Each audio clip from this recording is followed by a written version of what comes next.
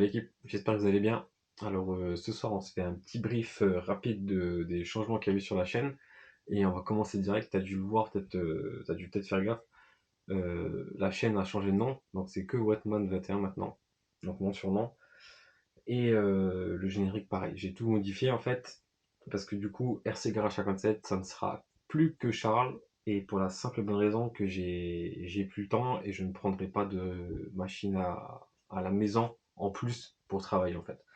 J'avais beaucoup de temps et en fait plein de trucs ont changé, du coup j'ai pas envie de me lancer là-dedans, de prendre des machines et les renvoyer 6 7 mois après parce que entre temps j'ai pas le temps, j'ai pas la place, quoi que ce soit. Donc du coup, je vous invite à tous basculer chez Charles. Charles, par la même occasion, on en a discuté, il récupère l'adresse mail. Donc quand vous enverrez un mail à rcgarage57, vous parlerez directement à Charles maintenant. Je n'aurai plus rien à voir avec. Il y a une ou deux personnes que j'ai peut-être loupées dans les mails. Donc faites attention, c'est Charles à qui vous enverrez les mails au cas où. Et je suis désolé si vous voyez les vidéos parce que j'ai supprimé les mails, j'arrive plus à retrouver les coordonnées pour vous recontacter. Et en plus, je sais que quelqu'un était pas loin de chez moi, je crois qu'il était du coin de Foulquemont, donc c'est vraiment pas loin. Donc voilà. Mais c'est tout. Ça, par rapport à ça, c'est la seule petite mise à jour qu'il y a eu. Je vais continuer à faire des vidéos un peu plus cool,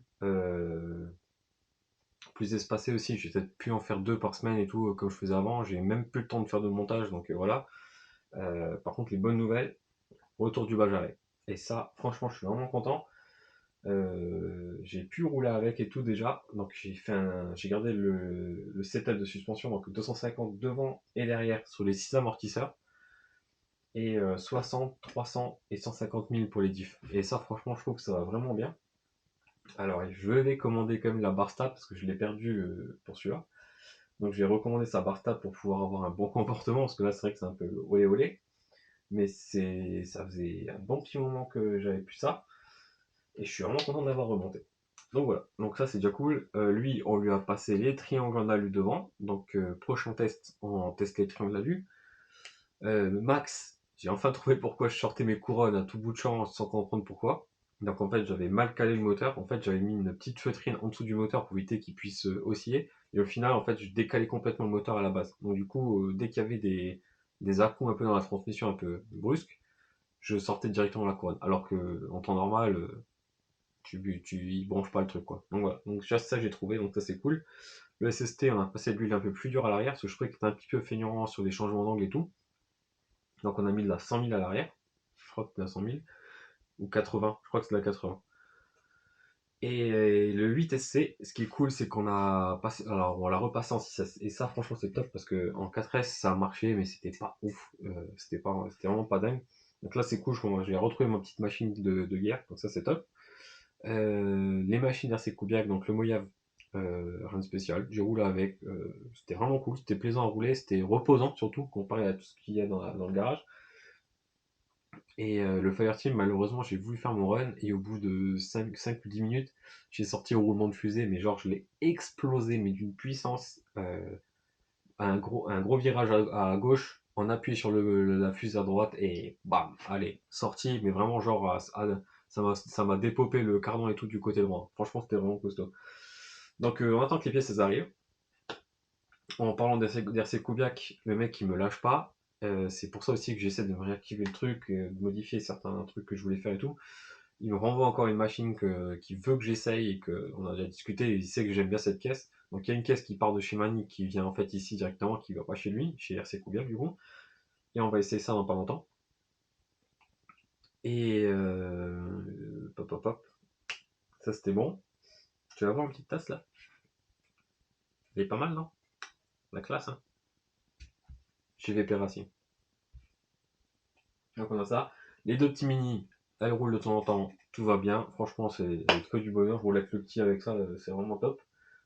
On se marre bien la tronche avec. Euh... Du coup, ce qui est bien, c'est que toutes les voitures pour le Val d'Argent sont enfin prêtes. J'ai fait tous mes setups, tous mes réglages, tous mes machins et tout. Il m'a fallu quand même 3 mois pour arriver à choper un peu de temps, un peu tout le temps, machin et tout. C'est enfin fait, c'est enfin en place et tout.